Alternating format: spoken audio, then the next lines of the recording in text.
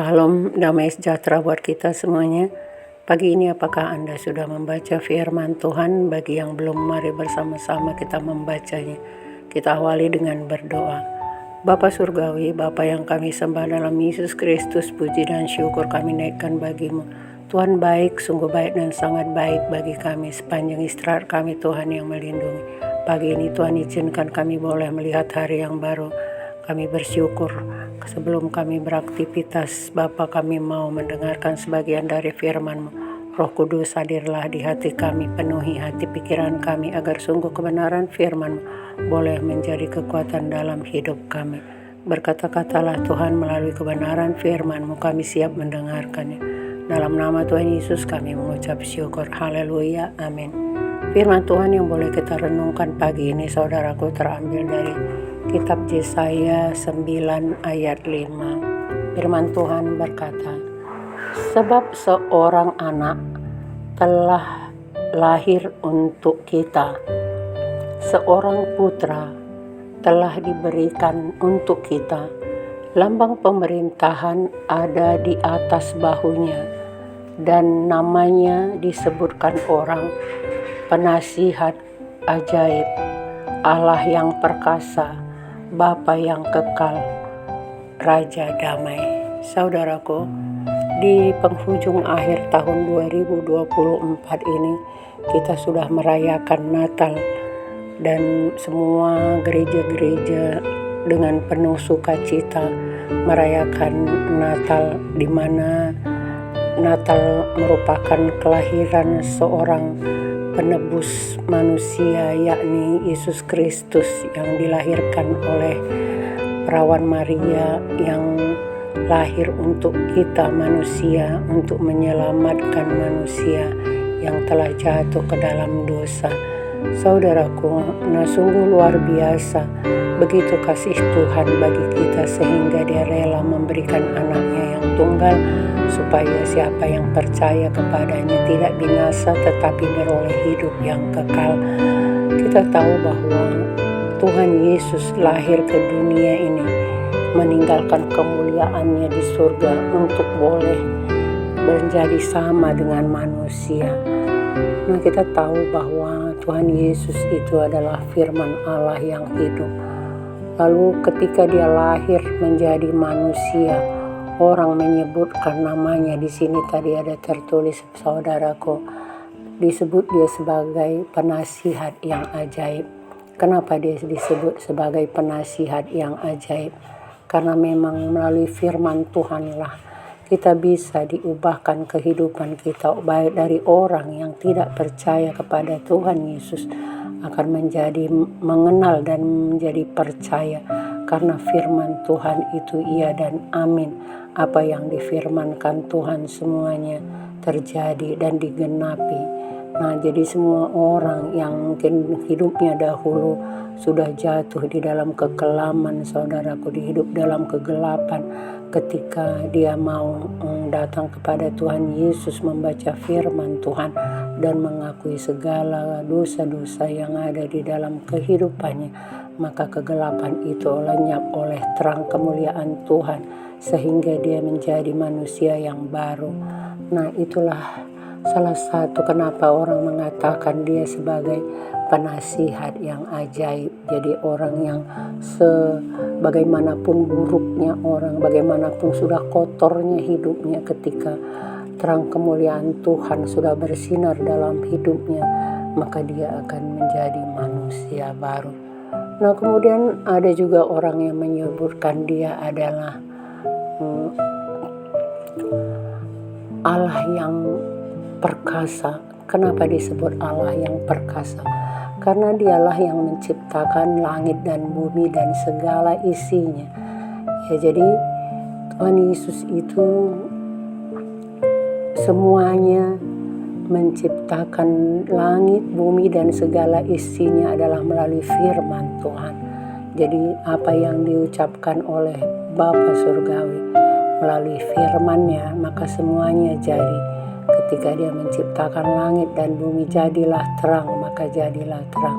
Jadilah terpisah laut dengan daratan, jadilah semuanya. Binatang-binatang dan semuanya itu diciptakannya melalui firman-Nya. Jadi semua firman yang menciptakan seisi dunia ini, saudaraku. Oleh karena itu dia disebut Allah yang perkasa, karena tidak ada yang bisa mengalahkan. Apapun yang dikerjakannya akan berhasil. Oleh karena itu orang mengatakan bahwa Allah itu adalah Allah yang perkasa. Kemudian orang juga menyebutkan dia adalah Bapa yang kekal. Kenapa disebutkan Bapa yang kekal? Karena Tuhan mengatakan sendiri di dalam kitab Wahyu bahwa akulah Alfa dan Omega, yang artinya akulah yang dari awal dan yang kemudian, artinya sebelum langit dan bumi ada, firman sudah ada bersama dengan Bapa surgawi. Dan ketika dunia ini akan lenyap pun firman tetap ada. Oleh karena itu saudaraku, dia adalah Bapa yang kekal. Jadi kalau kita mau melihat bagaimana kekalan Bapa surgawi itu adalah dia menciptakan langit dan bumi, dan sesudahnya pun nanti dia akan tetap ada, saudaraku. Jadi kalau kita mau mencari Tuhan, kita sampai hari ini pun kita bisa menemui dia, karena dia adalah Allah yang hidup. Dia bisa kita berkomunikasi dengan dia. Asal hati kita tulus hati, kita berdoa kepadanya, maka dia mau datang kepada kita. Melalui Roh Kudusnya kita dapat berkomunikasi dengan Bapa surgawi. Melalui firman-Nya kita bisa mengenal Tuhan Yesus dengan sempurna. Demikian juga saudaraku, disebut juga dia adalah Raja Damai. Nah, ketika Bapa surgawi menyatakan mengaruniakan anaknya yang tunggal, maka dimanapun ada, ketika Tuhan Yesus hadir, maka ada kedamaian, saudaraku. Maka disebut dia adalah Raja Damai, karena semua manusia yang telah jatuh ke dalam dosa 2000 tahun yang lalu, ketika Tuhan Yesus rela disalibkan dengan darahnya yang tertumpah, maka semua dosa manusia yang percaya kepadanya dihapuskan dan mereka diselamatkan. Jadi ada pendamaian antara manusia dengan Allah. Itu adalah karena kuasa darah Yesus yang kudus. Oleh karena itu mari saudaraku, di perayaan Natal ini biarlah kita tetap mengasihi Tuhan. Jangan kita hanya seremoninya saja, tapi bagaimana Tuhan ada di dalam hidup kita, bahwa dia tidak hanya lahir 2000 tahun yang lalu, tapi dia harus ada di dalam hati kita setiap harinya, supaya jangan hanya di perayaan Natal ini saja kita merayakan kelahiran Tuhan Yesus, tetapi biarlah Tuhan Yesus selalu ada di dalam hidup kita, di dalam hati kita. Kita selalu boleh merayakannya setiap hari ketika kita bersekutu dengannya, memuji, menyembahnya, dan merenungkan firman-Nya. Maka damai sejahtera yang dijanjikan Tuhan menjadi milik kita. Demikian firman Tuhan yang boleh kita renungkan hari ini, saudaraku. Mari kita berdoa.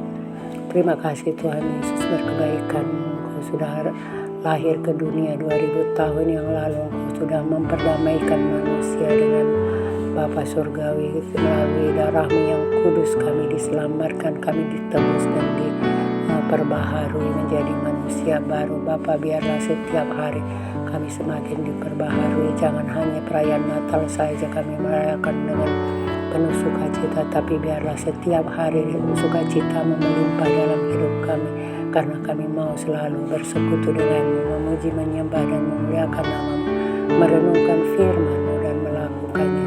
Bapa surgawi, biarlah Engkau beri kesempatan bagi kami untuk melewati tahun 2024 ini, Bapa, untuk kami boleh memasuki tahun yang baru 2025.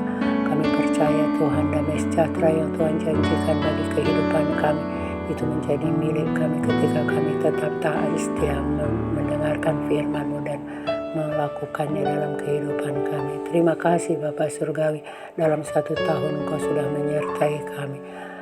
Dalam nama Tuhan Yesus kami mengucap syukur. Haleluya. Amin.